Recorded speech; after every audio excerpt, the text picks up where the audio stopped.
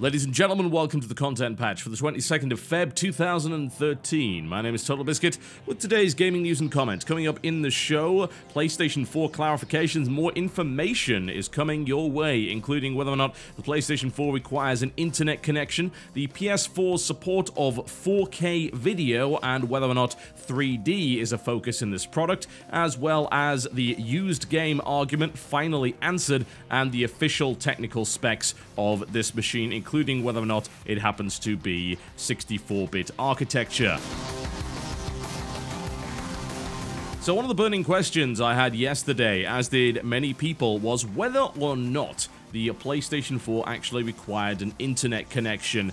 Now, this was brought up simply because, one, there were rumors prior to the announcement of the console that it would be an always-on machine, and secondly, the fact that they're very much emphasizing the so-called connected social experience and all sorts of online functionality, including a dedicated online sharing button, did give some people the impression that it might very well be an always-on machine. It turns out, however, that this is not the case. Speaking to Eurogamer, Sony said that you can play offline, but you may want to keep it connected. The system has a low power mode, and the main system is shut down, but the subsystem is awake in that aspect. You can download or update games using this, or you can wake up the system using either a tablet, smartphone, or the PlayStation Vita.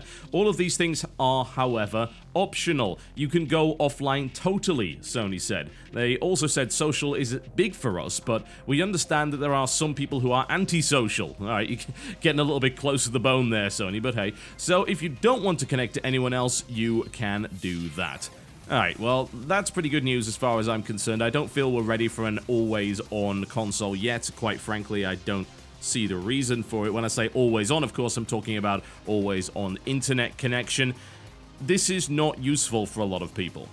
You don't want an always-on console. You certainly don't want a console that relies on reliable internet, because a lot of us don't have that. And you might say, well, just get better internet. And I'll turn around and say, welcome to America, the land of the cable monopoly. Welcome to other countries that happen to have ridiculous bandwidth limits on a monthly basis. You don't want an always-on machine constantly sending data back and forth all the time, because you will run into problems. If there is dependency on that kind of thing, you will run into problems. So thankfully it looks like Sony is not doing that. But also what I'd like to point out from this article here and their statements is that it also indicates a lot of this social stuff, a lot of the sharing stuff, and presumably a lot of the customizable feed interface that we saw, whereby you see a bunch of information based on what your friends are doing and what titles it thinks you'll like and so on and so forth. It seems like this can be customized and turned off, which is good, because a lot of this to me is not very useful. A lot of it gets in the way, and quite frankly, when I have a console, I use it to play video games, and anything that gets in the way of me playing video games is not a good idea. Now, let's move on to the idea of 4K. Some of you might not know what 4K actually is. 4K is a new resolution standard, you know, 720p and 1080p. Well, 4K is kind of the next one up from that, the so-called 4K resolution. And just to be super awkward, they're not all actually 4,000 pixels high. You know how the resolution for 1080p is 1920 by 1080? You know, that is 1080p, that's the only standard for that, and it's 1080 pixels high.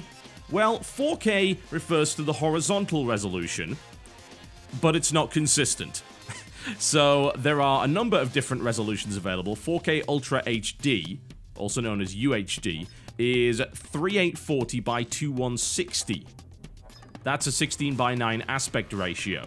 That's the kind of thing that we would probably see on forthcoming 4K televisions as well as 4K monitors when they become readily available. There's even 8K, by the way, which I don't expect to see anytime soon. 4K UHD is twice the horizontal and vertical resolution of 1080p. So you can see why exactly they went for that kind of size. However, there are a number of other sizes. The Digital Cinema Initiative 4K, which is 4096 by 2160. There's then the CinemaScope Cropped, which is 4096 by 1714. Flat Cropped, Academy 4K, and Full Aperture 4K, which are both storage formats. What we're likely to see is UHD become the standard for this. So, you know, it's a big, nice resolution that we currently don't really have a lot of options with yet, simply because the technology that's currently available is very expensive, and we're only just starting to get consumer versions of 4K televisions. Sony announced a 4K display, which is an 84-inch TV, and that is actually out right now. You can buy it, but it will cost you $25,000, which is not exactly ideal. There are also a number of monitors that have been released for that kind of resolution, but we're talking about, say, the DuraVision from Azo. That is absolutely massive, and it costs $35,000.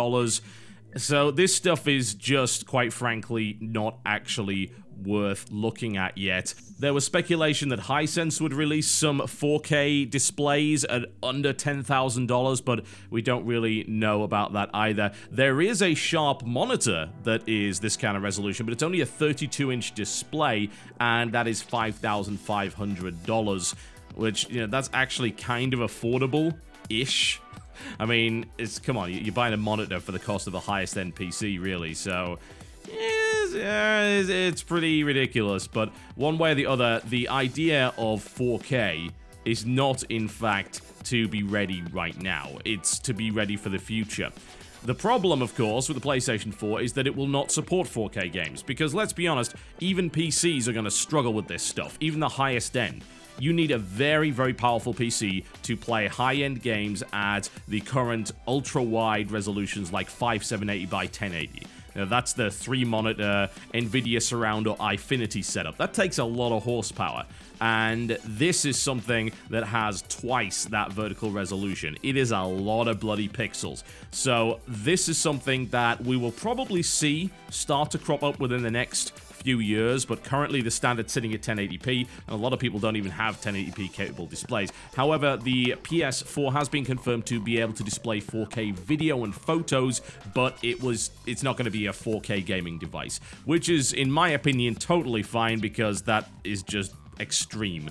It's way, way, way too far in the future to actually bother with on a console, and I would honestly like to see 1080p at 60 frames per second, which by the sounds of it is exactly what will be happening. So, talking to a PlayStation executive, Shohei Yoshida, he said the basic capability of the PS4 is higher than existing consoles, so more games will run at 1080p at 60 frames per second. Now, this does not necessarily say that all games will run at that, and we may very well see the situation where we had some 1080p games at the start of this console lifecycle, and then it went down to 720p, and then it went even lower than that, and then it upscales and things like that. What is interesting is that there doesn't appear to be too much focus on 3D. They're not going for that necessarily. Yoshida claimed that 3D is not the focus for the system, although it is capable of displaying 3D. And he goes on to say that 3D was a big thing a couple of years ago. We made it a big thing because it was led by the consumer electronics side of Sony, and we liked what we could do on the PS3 using 3D stereoscopic. But now the consumer electronics side of Sony, or all of the companies, have shifted focus from 3D TV to something else. So if they're not talking about it, why would we? That's pretty damning. That's actually a major company that was responsible for a lot of consumer 3D stuff coming out and basically saying we have no interest in 3D anymore. Whoa. That's probably pretty good news for a lot of people. I have a 3D television, I've got 3D capable monitors. Do I use 3D very much? No. Every now and again. You know, I watched the Avengers in active 3D and I enjoyed it. And occasionally I'll watch a Blu-ray in 3D. Will I game in 3D? Generally not, because I don't like the massive hit that it causes on the frame rate. I can play PlayStation 3 games, some of them anyway, in 3D, but generally speaking, it is at the loss of frame rate or at the loss of resolution, which is not something I'm really comfortable with doing. But I think for a lot of people, this is really, really good news indeed. It seems like we're moving in the direction of Oculus Rift-style technology, a revisit to VR, which to me seems much more practical and much more interesting than 3D technology. But there it is. That's the statement that says we really aren't focusing on 3D anymore, so this is why you didn't hear a bloody thing about it during the conference. This is going to be good news for a lot of people, I think. Now, the big bugbear, the rumor that the PlayStation 4 would block used games, and this was a lot of speculation building up for the last few months. It was very much catalyzed by the fact that Sony patented some technology to prevent the use of used discs. However, it wasn't exactly clear as to what that was designed for. Now, it turns out that actually had nothing to do with the PlayStation 4, at least that is what it would appear, according to Yoshida, who we were just speaking about, and speaking to Eurogamer.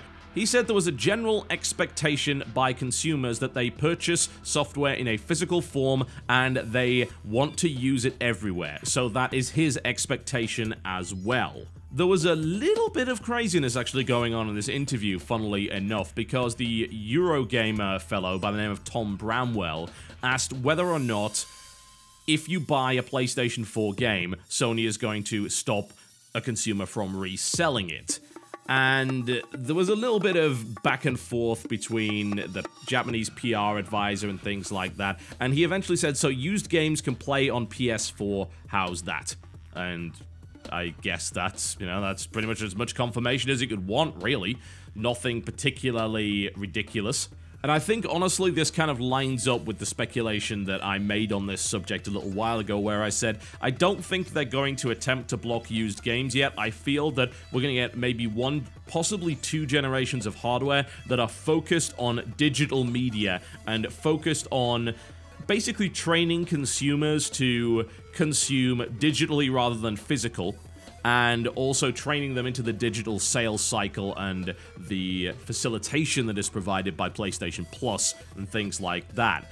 It's the notion that, well, you give up used games, but in return, you get more regular and frequent sales, and you also get stuff like PlayStation Plus and the instant game library, where you are getting games for free for a low monthly subscription price. Also combine that with the Gaikai streaming system, and it seems like you're starting this slow process of getting consumers to accept the notion that they have stuff on a digital account and they don't have physical copies.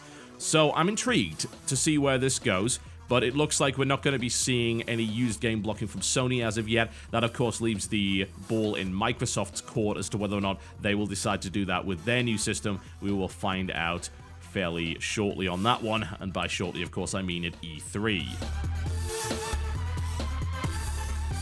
And one last thing to cover. This is something that we didn't really know when I spoke about it last, so now I can follow up on it. So the official PlayStation 4 specs have been announced. Bear in mind, of course, these are subject to change. It is entirely possible that they will make some last-minute changes to it, but this confirms a couple of things. Firstly, whether or not this thing is entirely powered by GDDR5. The answer is yes. The memory is 8 GB of GDDR5, which is significant for a number of reasons.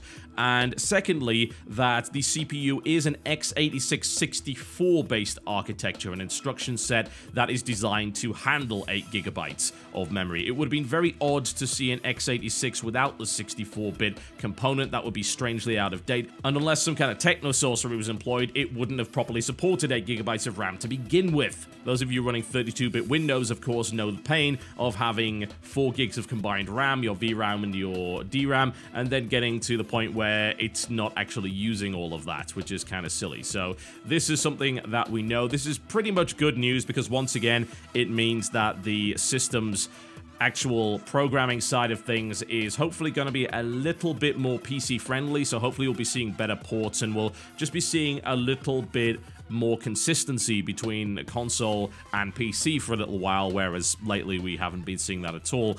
Also, a little bit of interesting information that we didn't know is that this thing has a 6x Blu-ray drive in it, which is somewhat quicker than the PlayStation 3 that only uses a 4x Blu-ray drive, so that's pretty good. We also know that it does have a USB 3 port, which could be very good indeed for those wishing to use external hard drives. External USB 3 devices are pretty quick versus USB 2, which are certainly not.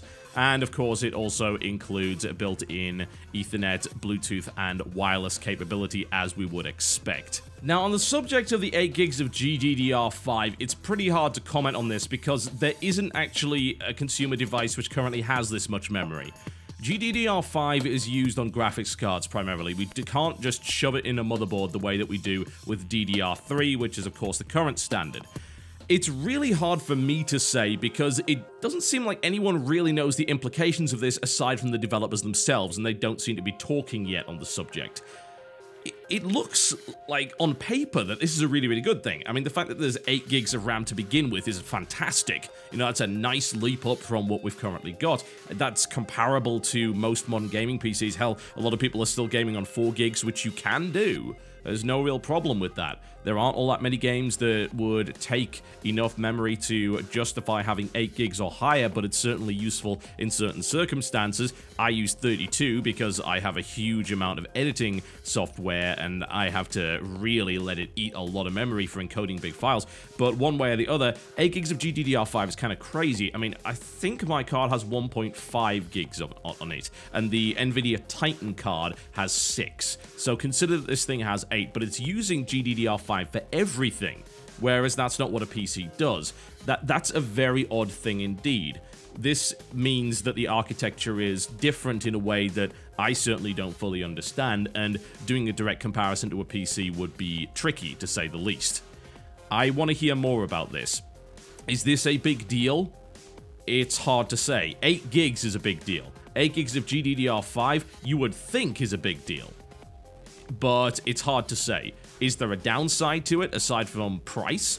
If there wasn't, why aren't we using that already in PCs? It's kind of crazy. But I guess we're going to find out, aren't we? And it's hard to complain. It certainly sounds like this stuff is going to be pretty damn potent. But we will find out once we hear more from developers on the subject. Okay, folks, that kind of wraps me up for the day on the subject of PlayStation 4. There's still the games to cover, although I think maybe we'll just go back to regular content. You know, me sitting around talking about games. You can watch the Game Station podcast for that. We pretty much covered all of the trailers for the main releases on the Game Station podcast, which hopefully will be out on Friday the 22nd. That would be today, assuming that nothing goes horribly wrong with the VOD, which it might. Don't get me wrong, it's a big file. Alright, folks, that's me done for the day. Thank you very much for watching the content patch, and I will see you next time.